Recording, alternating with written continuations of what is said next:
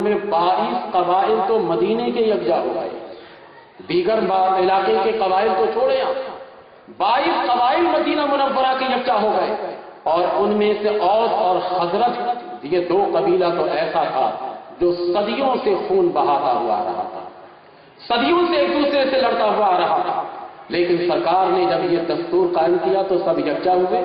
تو سرکار کے اس دستور کی اہمیت یوں سمجھیے کہ پوری دنیا میں نہ تو پہلے نہ اب نہ قیامت تک کوئی سیاسی مدبر سرکار سے بڑھ کر پیدا ہو سکتا ہے، نہ کوئی پہلے پیدا ہوا، نہ بھی ہوا ہے، نہ قیامت تک کوئی آ سکتا ہے۔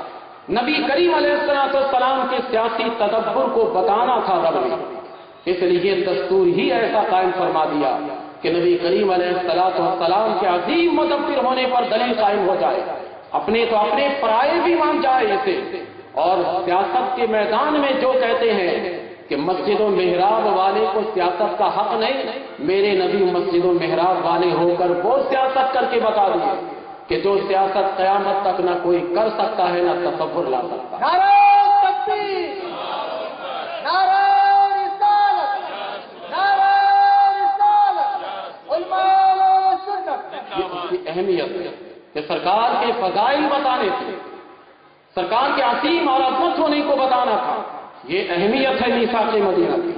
اور تیسری اہمیت یہ ہے کہ جب مدینہ منورہ اور اس سے پہلے کے جو باقی قبائل تھے ان تمام میں فیصلے کیسے ہوتے تھے؟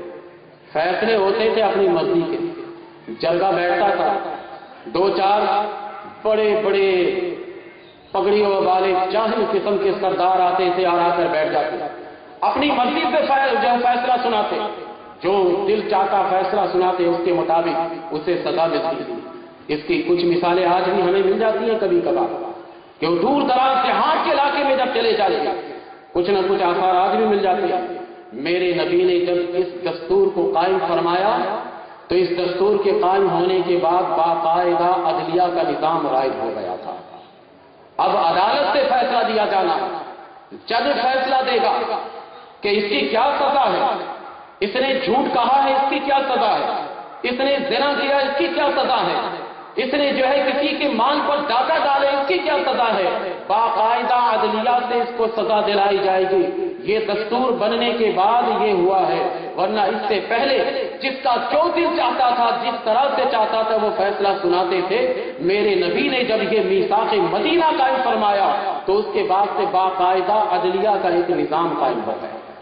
اب کوئی اپنی مرضی سے فیصلہ نہیں دے گا بلکہ عدلیہ کے ذریعے سے اس کو سزا سنائی جائے گی، اور یہ ہے نا بہترین نظام تھا، بہترین نظام تھا۔ اور اس عدلیہ کے عدل و انصاف اس طریقے سے کرتے تھے کہ میرے نبی صلی اللہ علیہ وسلم چیف جسٹس ہوا کرتے تھے۔ آج تو یہ چیف جسٹس پاکستان تھا، ہر ایک ملک کا چیف جسٹس ہوتا ہے، میرا نبی chief justice of the world تھے، پوری دنیا کے چیف جسٹس تھے، بلکہ پوری کائنات کے میرے نبی صلی اللہ علیہ وسلم چیف جسٹس تھے۔ جو فیصلہ ہو جاتا رب اسی کو نافذ کرتا تھا۔ نعرہ تکبیر، نعرہ رسالت، نعرہ رسالت، علماء لا یؤمنون حتی یحکموک فیما شجر بینہم، رب قسم فرماتا ہے کہ محبوب یہ مومن ہو ہی نہیں سکتے اس وقت تک جب تک کہ آپ کے فیصلے کو نہ مانیں۔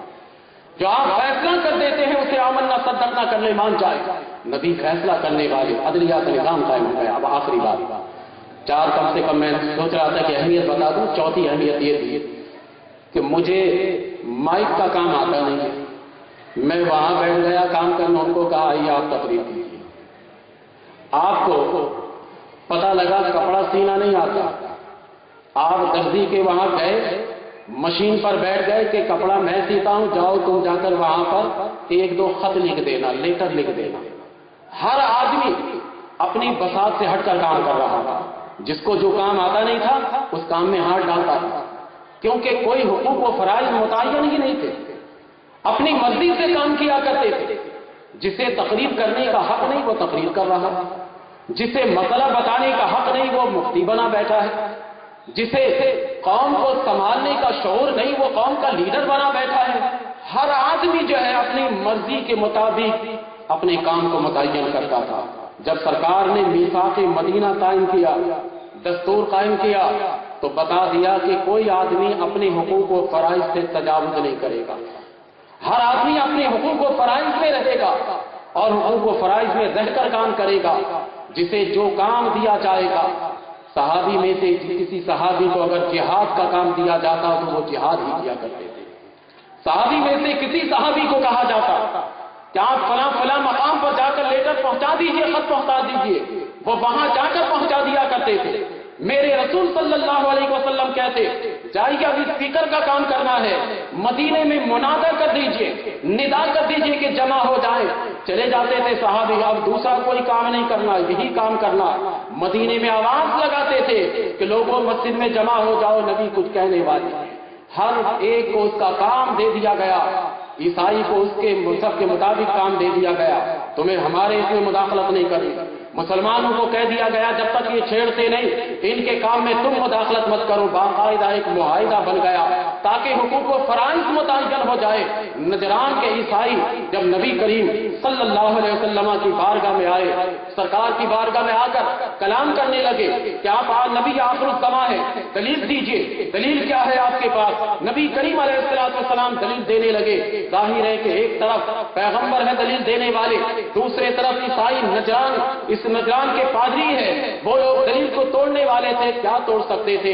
نبی کریم علیہ السلام ان پر حاوی ہو گئے. پھر نجران کے وفد کہنے لگے کہ اچھا اے محمد صلی اللہ علیہ وسلم آپ کو مان گئے، اب آپ متعین کر دیجئے ہمیں کیا کرنا ہے.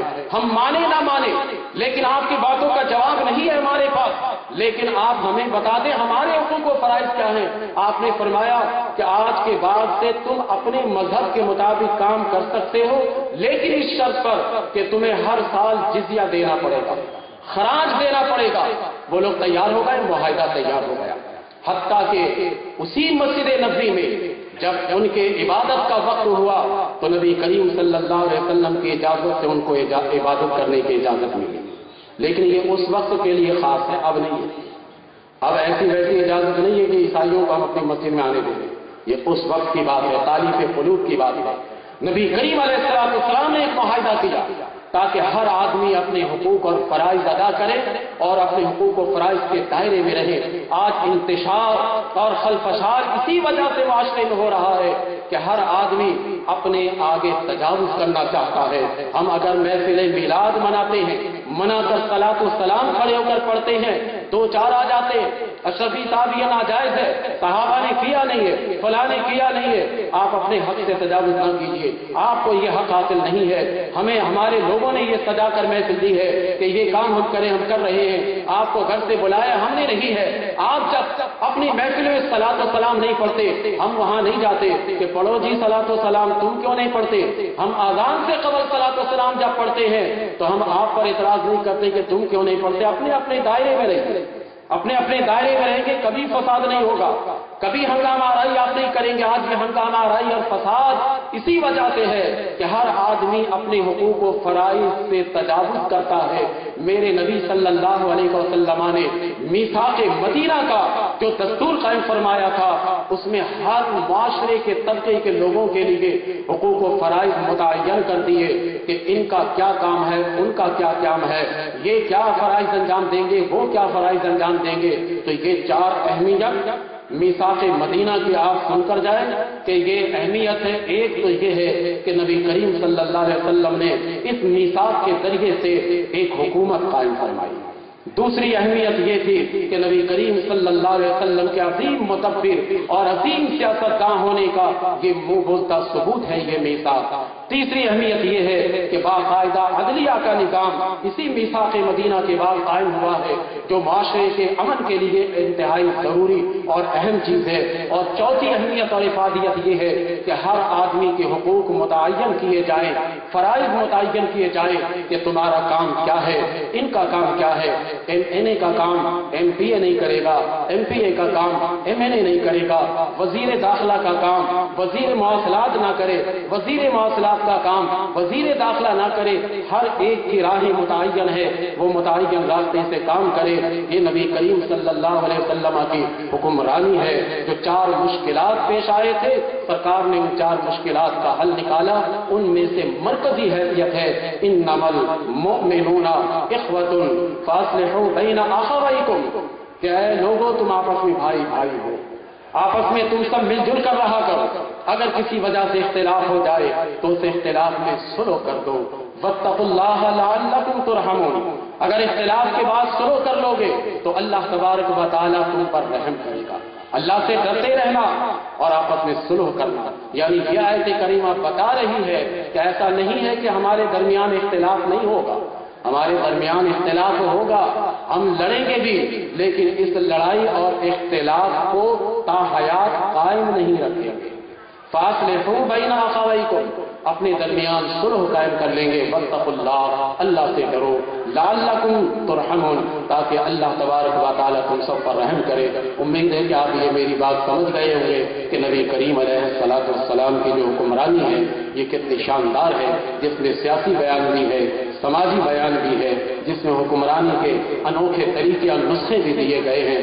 دعا کرے کہ اللہ تبارک و تعالیٰ ہمارے حکمرانوں کو اس سے سبق سیکھنے کی توفیق عطا فرمائے اور میثاق مدینہ کو بار بار مطالعہ کیا کرے، بار بار پڑھا کرے۔